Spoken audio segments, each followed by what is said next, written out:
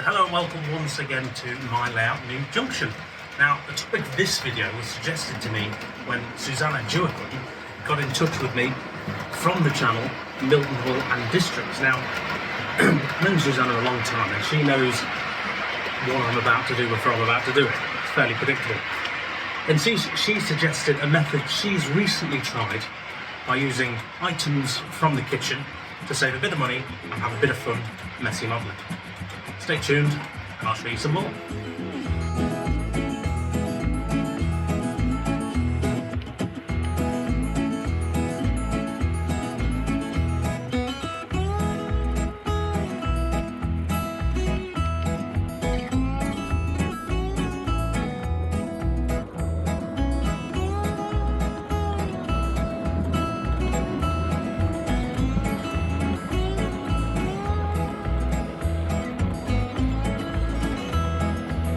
So as you've seen last week, lots is going on the layout. So I'm mainly preparing to do all the line side detailing, the ballasting, etc.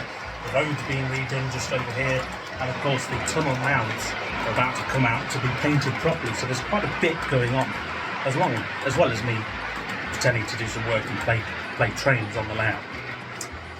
So it was quite timely when Susanna got in touch and said, do I have a coffee grinder? And I thought, I like where this is going, because who doesn't like a coffee? But no, it wasn't for a coffee, because she'd done a video basically showing how for the same price as a tub of clump foliage you could A, create your own, B, have lots of fun in doing so, and C, you get more variety for your money, for your buck. So I thought, I fancy giving it a go. I like a bit of messy modelling, pretending I know what I'm doing. So I thought I'd give it a go, and I followed her video, which incidentally is down below in the description, so do check that out as well. And this is the process I then followed to have a go at creating my own scenery for the layout.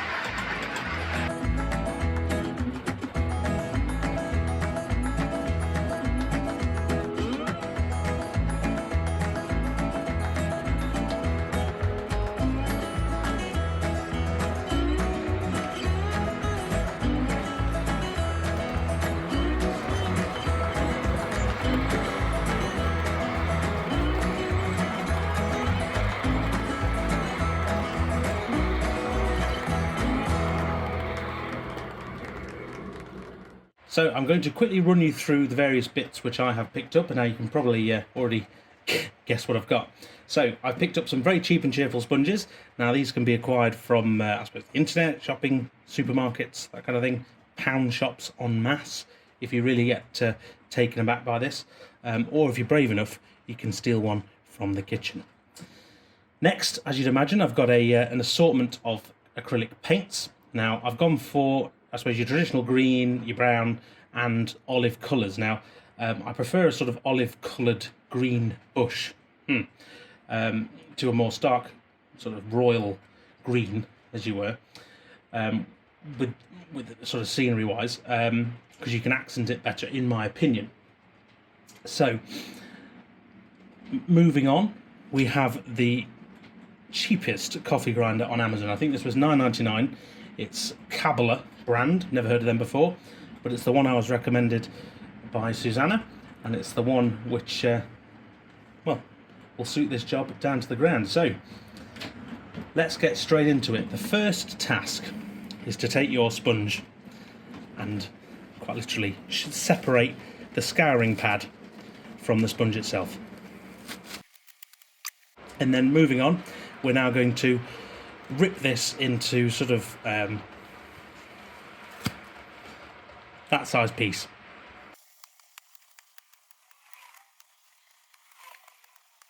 And there we go. And for the next part, I'm going to separate them into two halves, just to keep the coffee grinder happy. And then I'm also going to do this exactly the same to the scouring pad.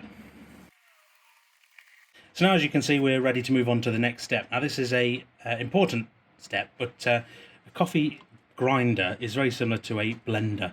Now, I'm sure I won't have to tell anyone, but obviously when you're playing with the cup itself, and particularly on a cheaper item where the activation button's there, make sure it's unplugged while you're messing around with it, particularly if you're a younger viewer. It's always worth getting an adult to help you with this bit if you're very young, but nice and easy, let them face the risk. So we open the top, put half the sponge in. Now taking one of the paints, now this is 155 Generation 2, no idea what the colour is, olive looking army green I think. Shake that up, drizzle on a nice little circle of paint. Now that's all you need. So what I'm going to do now, replace the lid, plug it in, and then we'll get blending.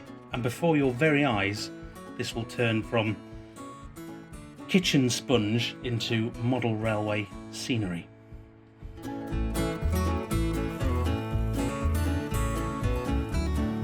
And just like that, you've ruined your coffee grinder. So it's well worth being a cheap one. And of course, right, what we're left with is an explosion of green sponge. Now I have turned the plug off. Pop that in there again. And of course, for my liking, you can still see some of the sponge colour. So I'm just going to add a tiny bit more of the green paint in this instance.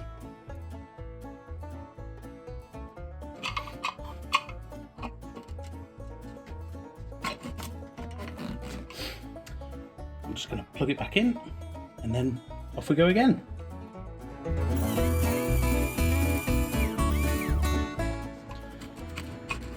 There we are. Some green looking foam. Now I'm going to find an old Tupperware tub. I'm going to save all the little bits that fell out earlier because we can reuse those. I'm going to pour this colour, again the power's off,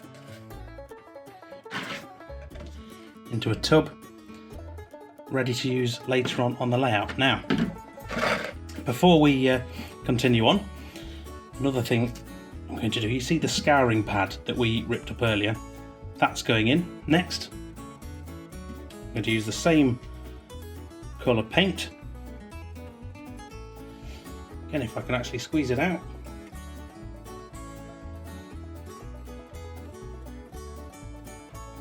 It's only in that bottle. Right, and of course you only need tiny bits because each time you do it, it actually fills the cup with paint. So as it spins round, you can use more and more of the previous paint. So same again, I'm going to plug it in, we're going to blend up the scouring pad, which throws up rather different results.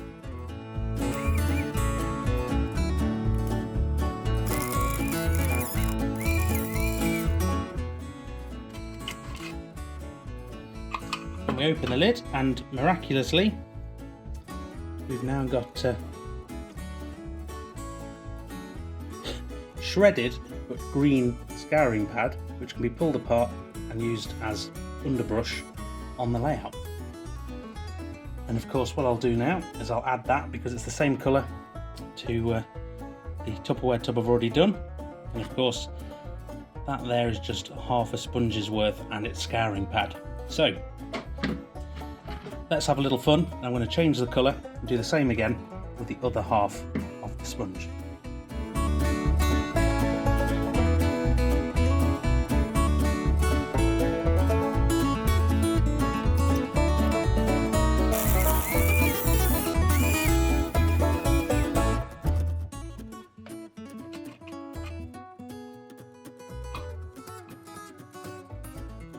And there we are, as you can see. Slightly different coloured paint, and funnily enough, slightly different coloured sponge. All part of the fun. Right, so I'm going to carry on now off camera and experiment with different colours, and I'll show you the results momentarily.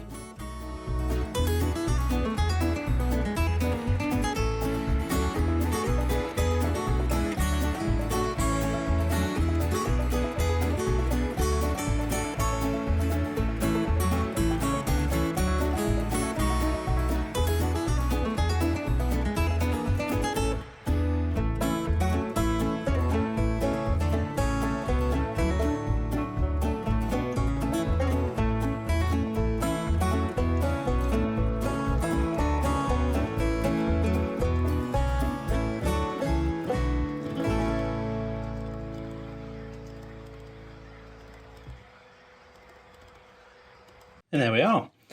Almost good enough to eat if you like eating kitchen sponge. Right, as you can see, just through playing with the various colours, oh, no, I'm missing one, that one. You can see we've got different colours of green. So I'll start with the scouring pad. So you've got the first colour, the light green. Then I went on to use some of the brown and it came out quite well, but of course it mixed with the light green. Then I added to the next portion some of the darker green, and of course it's picked up all three colours and became quite a rich sort of grassy undertone. Same again has happened with the actual clump foliage, I'll call it now. As you can see, we've gone from various colours, and it really does make different colours. So I would say if you want, say, this colour to do this colour as a bigger batch, then what I've done and played around. I don't know whether you can see quite the colour on camera, but we've got sort of almost a reddy colour here, and then this is almost gone black actually. And then of course you've got your more typical greens here and here. So I think that's worked out quite well, and it's been quite fun, and again, messy modelling. So the next thing is, where would you use this on a layout? So I'm going to take you back over to the layout now, and we'll have a look at where we can actually use it. Right, so I've brought my track bed, which we did in the last episode, just to further test the theory, as it were. And as you can see, I've stuck a piece of the fencing to the layout. Now, what I'm going to do is just add a few bits in, just to see how it comes out. So, I think where I'm going to start, I don't know where I'm going to start, the choice. I'm just going to start by building up a couple of layers against the fence, and we'll see how it looks towards the end. So I'll see you in a minute. And there we are. So as you can see, it's a blend of three of the clumped colours and one of the scouring pad layers, and I've just accented it ever so slightly with some yellow flowers. It's basically just yellow dust. Obviously, if this was for real, you'd spend much more time on it. I'd probably end up actually blending some of it for much longer, so it actually gets much smaller, so we can have different scales or different sizes of clump. And as you can see, the more colours, the more layers you build into it, the better it becomes. Now, this would need a bit of work to bed in and of course blend in, but of course more the merrier, and of course time is on your side when you're at home as opposed to when you're doing a video. And there we go. As you can see, it's been a bit of fun. It's a bit of a shorter video, but it's a video I can do quickly while I wait for other things to arrive and dry and things like that. So hopefully you've enjoyed this video. You do have to hand it to Susanna, who originally told me about the method. It is rather fun and a bit more exciting than just buying a tub from a shop. And of course, if you did buy a tub from a shop, you'd only get one colour for the same price that you'd get all this together. So it'd be interesting to see, with a bit of time and a bit of effort, what you could put together using this and some other products that you've got in your modelling cupboard. So it'd be very interesting to see what people could come up with on their own accord.